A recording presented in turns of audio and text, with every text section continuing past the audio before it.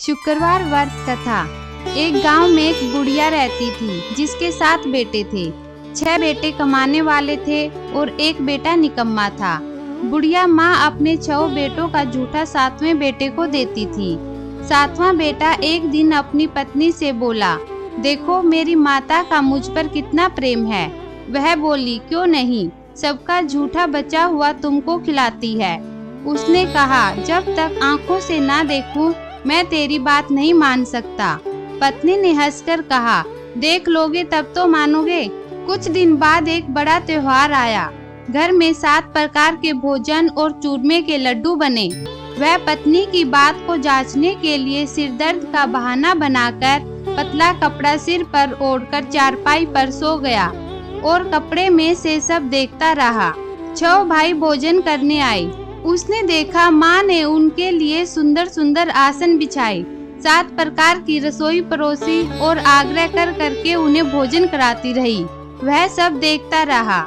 जब सभी भाई भोजन करके उठ गए तब माँ ने उनकी 6 थालियों में से लड्डुओं के टुकड़ों को उठाया और एक लड्डू बनाया। जूठन साफ कर माँ ने उसे पुकारा, उठ बेटा उठ, तेरे भाइयों ने भोजन कर लिया, तू भी उठकर भोजन कर ले। उसने कहा, माँ मुझे भोजन नहीं करना, मैं परदेश जा रहा हूँ। माता ने कहा, कल जाना हो तो आज ही चला जा। वह बोला, हाँ हाँ जा रहा हूँ। यह कहकर वह घर से निकल गया। चलते समय उसे पत्नी की याद आई। वह गौशाला में कंडे थाप रही थी। वहाँ जाकर वह बोला, मेरे पास तो कुछ नहीं है, यह अंगूठी है, ये तुम ले लो और अपनी कोई निशानी मुझे दे दो। वह बोली, मेरे पास क्या है, यह गोबर भरा हाथ है। यह कहकर पत्नी ने उसकी पीठ पर गोबर के हाथ की थाप मार दी। वह चल दिया। चलते चलते दूर देश में पहुंचा। वहाँ एक साहूकार की दुकान थी। वहाँ जाकर बोला, सेठ जी मुझे नौकरी पर रख लो। साहूकार को नौकर की सख्त जरूरत थी। साहूकार ने कहा, काम देकर तनख्वाह मिलेगी। उसने कहा, सेठ जी जैसा आप ठीक समझे। उसे साहूकार के यहाँ नौकरी मिल गई। वह वहाँ दिन रात काम करने लगा। कुछ दिन में दुकान का लेन देन, हिसाब किताब, ग्राहकों को माल भेजना, सारा काम करने लगा। साहूकार के 7-8 नौकर थे। वे सब चक्कर खाने लगे, लेकिन उसने अपनी लगन, परिश्रम और ईमानदारी से सभी को पीछे छोड़ दिया। उसे अपने किए का फल मिला। सेठ ने भी उसका काम देखा और 3 महीने में ही उसे मुनाफे में साझेदार बना लिया। परिश्रम करते करते 12 वर्ष में ही वह नगर का नामी सेठ बन गया और सेठ अपना सारा कारोबार उस पर छोड़कर बाहर चला गया। इधर उसकी पत्नी को उसके सास ससुर बहुत दुख देने लगे। गृहस्थी का सारा काम करवाकर उसे लकड़ी लेने जंगल में भेजते। इस बीच घर की रोटियों के आटे से जो भूसी निकलती उसकी रोटी बनाकर रख दी जाती और फूटे नारियल के कटोरे में पानी दिया जाता। इस तरह दिन बीतते रहे। एक दिन वह जब जंगल में लकड़ी लेने जा रही थी तब उसे रास्ते में बहुत सी स्त्रियां संतोषी माता का व्रत करती दिखाई दी। यह वहां खड़ी होकर पूछने लगी, बहनों यह तुम किस देवता का व्रत करती हो और इसके करने से क्या फल मिलता है? इस व्रत के करने की क्या विधि है? यदि तुम अपने इस व्रत का विधान मुझे समझाकर कहोगी तो मैं तुम्हारा बड़ा एहसान मानूंगी। उनमें से एक स्त्री बोली, सुनो यह संतोषी माता का व्रत है। इसके करने से निर्धनता, दरिद्रता का नाश होता है, लक्ष्मी आती है, मन की चिंताएं दूर होती हैं, मन को प्रसन्नता और शांति मिलती है, पुत्र की प्राप्ति होती है, कुंवारी कन्या को मन पसंद वर मिलता है, कलह क्लेश समाप्त हो जाता है और सुख शांति प्राप्त होती है और मन में जो कुछ भी कामना हो सब संतोषी माता की कृपा से पूरी हो जाती है। इसमें संदेह नहीं है। वह पूछने लगी, यह व्रत कैसे किया जाता है? यह भी बता दोगी तो तुम्हारी बड़ी कृपा होगी। वह स्त्री कहने लगी, बिना परेशानी, श्रद्धा और प्रेम से जितना भी बन सके प्रसाद लेना। प्रसाद गुड़ और चने का ही होना चाहिए। 5.25 पैसे से लेकर 5.25 आने तक तथा इससे भी ज्यादा अपनी शक्ति और भक्ति के अनुसार गुड़ और चना लेना। हर शुक्रवार को निराहार रहकर कथा कहना सुनना, लगातार व्रत के नियम का पालन करना, सुनने वाला कोई न मिले तो घी का दीपक जलाकर उसके आगे जल के पात्र को रखकर कथा कहना, परंतु नियम न टूटे। जब तक कार्य सिद्ध न हो नियम पालन करना और कार्य सिद्ध हो जाने पर व्रत का उद्यापन करना। 3 मास में माता पूरा फल प्रदान करती है। यदि किसी के गृह दिशा चल रही है तो भी माता 1 वर्ष में अवश्य उनको अनुकूल करती है। कार्य सिद्ध होने पर ही उद्यापन करना चाहिए।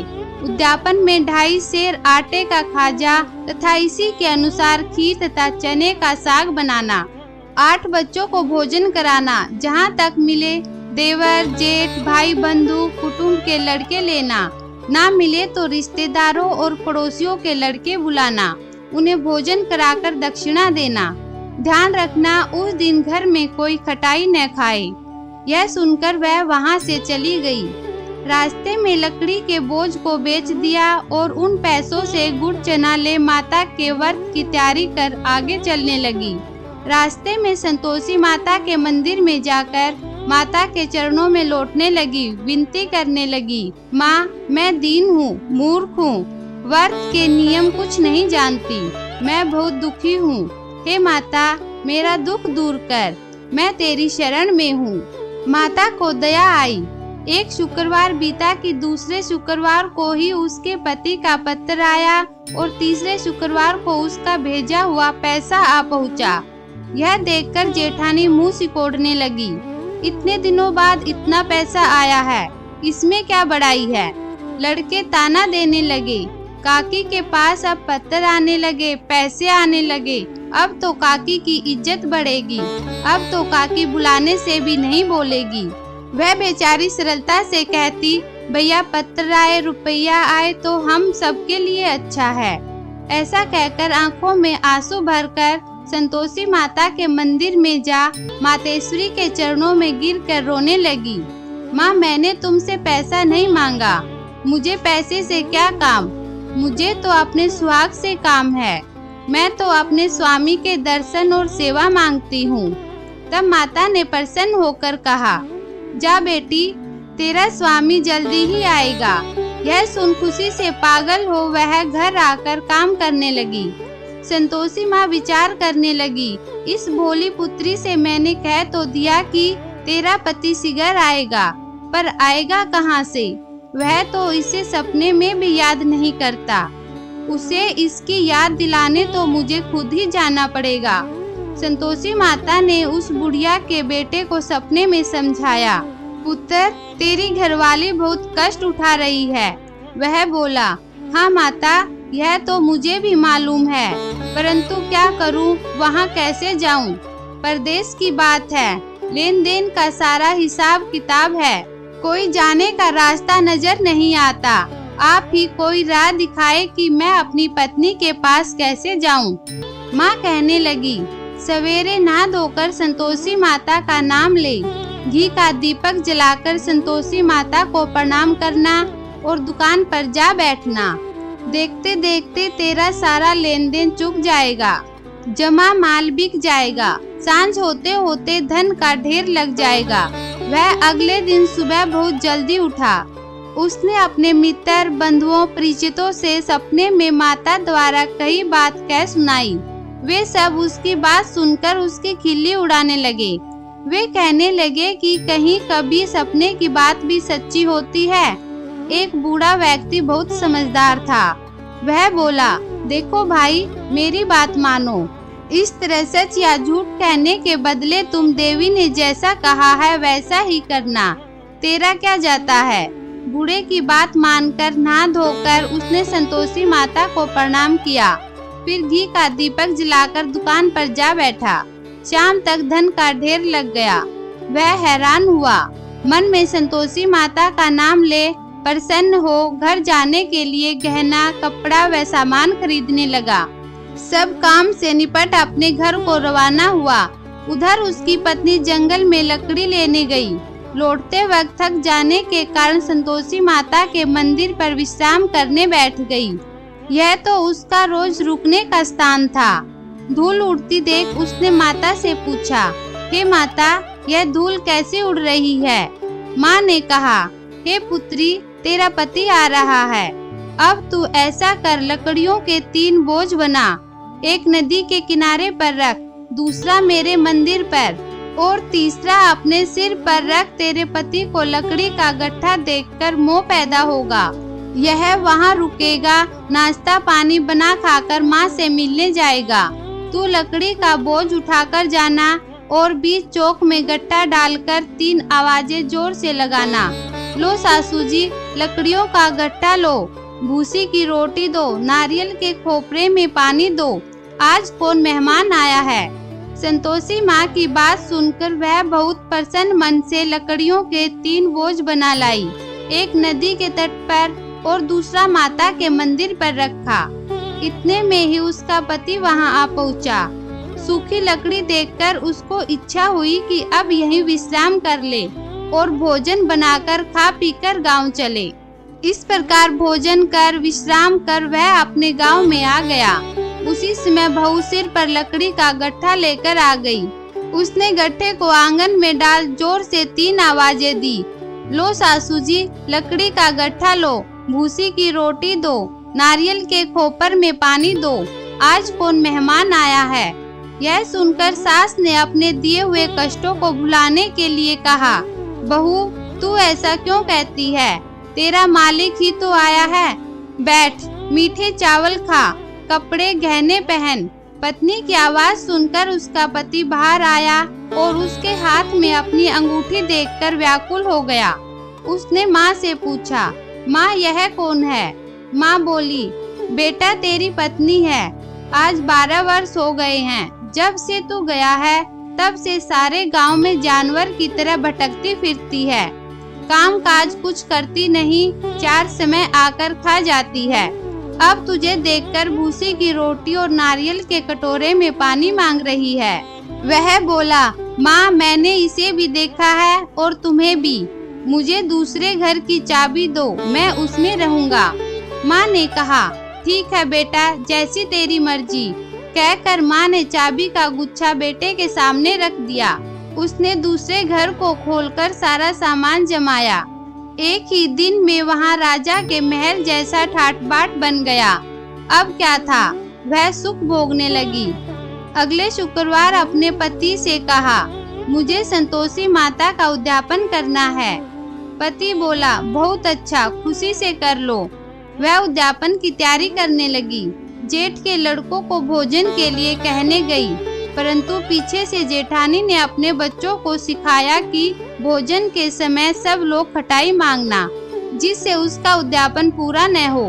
लड़के भोजन करने आए, पेट भरकर खीर खाई, परंतु बात याद आते ही कहने लगे, हमें कुछ खटाई खाने को दो, हमें खीर नहीं खानी है। लड़के उठ खड़े हुए, बोले, अगर खटाई नहीं देनी है तो हमें पैसे दे दो। भोली बहू कुछ जानती न थी, उसने बच्चों को शांत करने के लिए उन्हें पैसे दे दिए। लड़कों ने बाजार जाकर उन पैसों से इमली खरीदी और खाई। यह देखकर बहू पर माता जी को क्रोध आया। राजा के दूत उसके पति को पकड़ कर ले गए। बहू से यह सब सहन नहीं हुआ।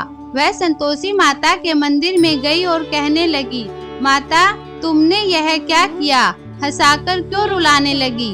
माता बोली, पुत्री, तूने मेरा व्रत भंग किया है, इतनी जल्दी सब बातें भुला दी।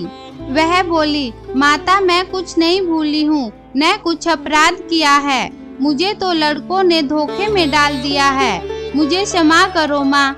माँ बोली, ऐसी भूल भी कहीं होती है? वह बोली, अब कोई भूल नहीं होगी। अब बताओ मेरे पति कैसे आएंगे? माँ बोली, पुत्री, जा, तेरा पति तुझे रास्ते में ही आता मिलेगा। वह मंदिर से निकलकर बाहर आई तो रास्ते में उसे अपना पति आता हुआ मिला। उसने पूछा, कहाँ गए थे? वह बोला, इतना धन जो कमाया है उसका कर राजा ने मांगा था, वह भरने गया था। वह प्रसन्न होकर बोली, अब घर चलो। फिर अगला शुक्रवार आया। वह बोली, मुझे माता का उद्यापन करना है। पति ने कहा, ठीक है, करो। वह फिर जेठ के लड़कों से भोजन को कहने गई। जेठानी ने लड़कों को सिखा दिया कि तुम भोजन करने से पहले ही खटाई मांगना। लड़के भोजन करने बैठे, लेकिन भोजन करने से पहले ही कहने लगे, हमें खीर पूरी अच्छी नहीं लगती है, कुछ खटाई खाने को दो। वह बोली, खटाई खाने को नहीं मिलेगी, खाना हो तो खाओ। उनके उठकर चले जाने पर उसने ब्राह्मणों के लड़कों को बुलाकर भोजन करवाया। दक्षिणा की जगह उन्हें एक एक फल दिया। इससे संतोषी माता प्रसन्न हो गई। माता की कृपा से 9 महीने बाद उसको चंद्रमा के समान एक सुंदर पुत्र प्राप्त हुआ। पुत्र को लेकर वह प्रतिदिन संतोषी माता के मंदिर में जाने लगी। माँ ने सोचा कि यह रोज आती है, आज क्यों न मैं ही इसके घर चलूं, इसका आसरा देखूं तो सही। यह विचार कर माता ने भयानक रूप बनाया। गुड़ और चने से सना मुख, ऊपर से मुंड के समान होठ, उस पर मक्खियां भिनभिना रही थी। दहलीज में पैर रखते ही उसकी सास चिल्लाई, देखो रे, कोई चुड़ैल डाकिनी चली आ रही है, इसे भगाओ नहीं तो सबको खा जाएगी।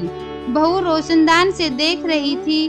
वह प्रसन्न हो उठी, आज मेरी माता मेरे घर आई है। यह कहकर दूध पीते बच्चे को गोद से उतार दिया। इस पर उसकी सास क्रोध में भर कर बोली, इसे देखकर कैसी उतावली हुई है जो बच्चे को पटक दिया। वह बोली, माँ जी, मैं जिनका व्रत करती हूँ यह वही संतोषी माता है। इतना कह उसने झट से घर के सारे दरवाजे खोल दिए। सबने माता के चरण पकड़ लिए और विनती कर कहने लगे, हे माता, हम मूर्ख हैं, अज्ञानी हैं, तुम्हारे व्रत की विधि हम नहीं जानते। तुम्हारा व्रत भंग कर हमने बड़ा अपराध किया है। हे माता, आप हमारे अपराधों को क्षमा करो। इस प्रकार बार बार कहने पर संतोषी माता प्रसन्न हुई। इसके बाद उसकी सास कहने लगी, हे संतोषी माता, आपने बहू को जैसा फल दिया वैसा सबको देना। जो यह कथा सुने या पढ़े उसकी हर मनोकामना पूर्ण करना। जय संतोषी माता।